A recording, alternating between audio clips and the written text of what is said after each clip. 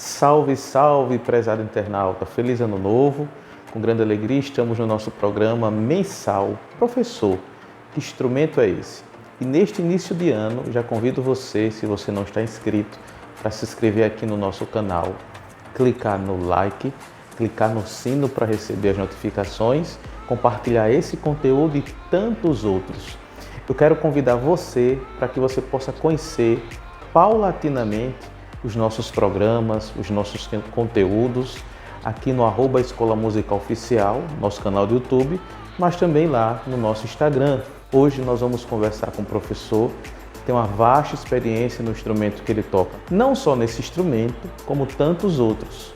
Então ele vai se apresentar e vai também expor o instrumento dele, que parece com um outro instrumento que nós temos aqui também com a professora Débora, que ela expôs no ano passado.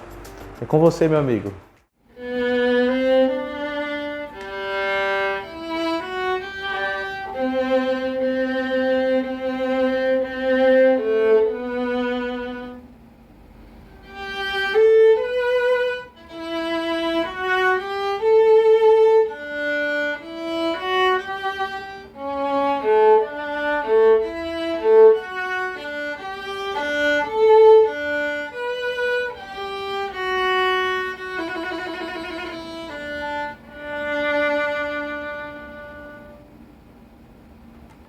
Olá, tudo bem? Eu sou Eliezer Cassimiro, eu sou músico da Filarmônica de Alagoas, violista, e sou professor de música. Vocês ouviram um instrumento chamado viola, que costumam chamar popularmente de viola clássica, né? Bem diferente da viola caipira, muito parecida com o violão. Mas esse instrumento, na verdade, é igual ao violino, muito parecido. Chama-se viola da braccio, ou viola do braço. O mesmo formato do violino, só que um pouco maior. Só em termos de comparação, eu tenho um violino aqui, pertinho de mim.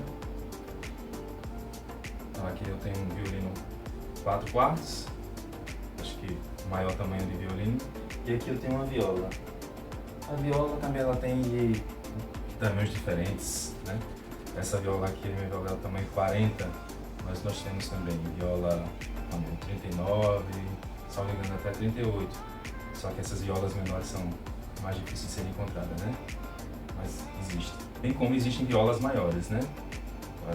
42, 43, parece que até 45. Mas necessariamente o músico, nesses casos, precisa ter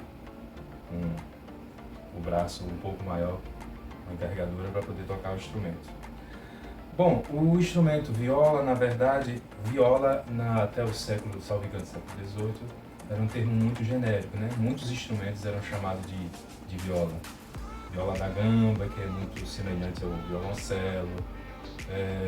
Os instrumentos que se tocavam com arco recebiam muito essa designação de viola. Nós não temos uma pessoa propriamente dita que aquela pessoa criou a viola, né? Assim como no violino também, nós não temos o nome de uma pessoa que tenha sido responsável por criar aquele instrumento. São instrumentos que passaram por um processo de pequenas alterações ao longo do tempo até chegar nessa forma atual. Então, a viola ela está praticamente, ela tem a sua história ali ao lado da história do violino, né? Na concepção, enfim, tudo mais. Nós temos aqui nesse instrumento, como ele é um pouco maior do que o violino, então de repente o nosso centro de gravidade, entre aspas, precisa ser um pouco mais aberto, né? Mas aí depende também da altura do músico, né? Quem vai tocar o instrumento, às vezes você tem um braço um pouco maior e esse equilíbrio não precisa ser tão aberto assim. Então, a viola, assim como o violino é um instrumento de arco, na verdade é um instrumento considerado da família dos violinos, né? Violino, viola, violoncelo e contrabaixo, que também se toca com arco. A diferença do arco da viola em relação ao arco do violino é muito sutil, eu diria muito pouco, quase nada. Basicamente, acho que o mesmo tamanho. Onde é que está a diferença? basicamente a diferença está no peso, né? O arco da viola precisa ter um pouco mais de peso para você conseguir produzir o som, porque em relação ao violino, as cordas da viola são um pouco mais espessas, né? E a afinação também bem diferente. Se no violino nós temos Mi, Lá, Ré, Sol, na viola nós temos Lá, Ré, Sol, Dó, que na verdade é a mesma afinação do violoncelo, só que uma oitava acima, né? O cello soa uma oitava abaixo, bem mais grave. O que podemos falar mais sobre a viola? Antes de prosseguirmos com o assunto, começamos tocando o primeiro movimento do Concerto em Sol para viola de Telemann, esse compositor alemão, e vamos dizer assim que é um repertório obrigatório para todo mundo que toca viola, né? Todo mundo que pretende tocar viola precisa passar pelo Concerto de Telemann. É um clássico, vamos dizer assim, do repertório da viola. Bom, o arco ele pode ser desmontado também, né? Nós temos algumas partes aqui. Então, basicamente, o arco é feito de duas partes principais, que é a parte de madeira, varinha, pode ser em pau-brasil, pau-ferro, ou alguma madeira que tenha características muito próprias, de leveza, né? de fácil manuseio. Nós temos a parte dos fios, que a crina é feita a partir da crina, né? Crina do cavalo, mas é uma crina específica, né? De qualquer cavalo, qualquer crina. Então, só para demonstrar para vocês, nós temos aqui um parafuso. Normalmente, você distensiona um pouco, está guardado ali na caixinha dele. E quando vamos utilizar, nós tensionamos um pouco, para que possamos gerar o som. E é desmontável. Gostaria de mostrar para vocês aqui. Esse parafuso, nós podemos tirar ele completamente. Parafuso que tensiona e distensiona aqui. E essa pecinha aqui que chamamos de talão, ela desencaixa. Então, por vezes, o arco se desgasta. Normal que algumas crinas, com o passar do tempo, vão caindo, né? Até que reste pouca crina. Aí você pode trocar, o luthier pode trocar esse feixe aqui, esse conjunto de crinas. É um trabalho interessante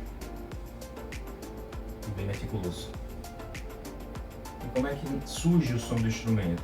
O som do instrumento, na verdade, surge de um atrito, né?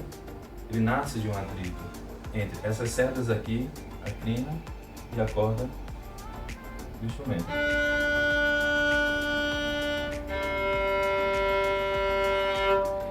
Esse atrito, ele é gerado quando a gente usa um produto que é super importante quando você vai usar o arco, que é o breu.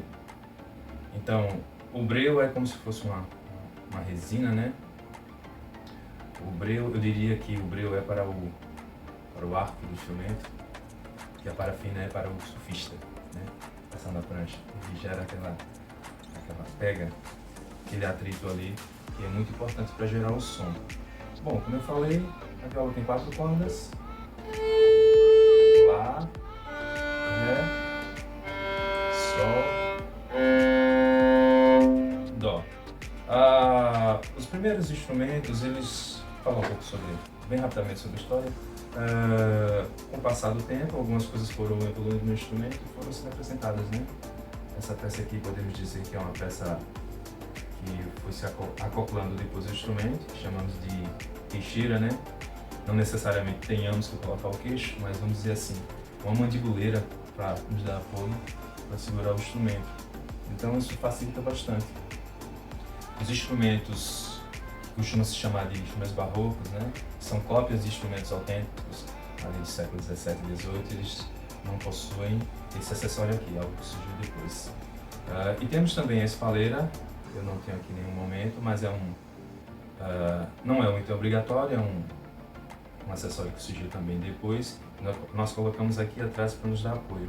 Algumas pessoas, como eu, não preferem usar outras coisas, como um paninho, uma buchinha para apoiar, do que espaleira. Isso também nos dá um apoio para que evite que o músico precise fazer esse movimento de levantar o ombro, que é um movimento prejudicial, porque isso vai causar uma tensão que vai se manifestar no braço, né, que vai se refletir no braço. Isso vai atrapalhar muito para que o músico execute bem e tenha uma boa sonoridade.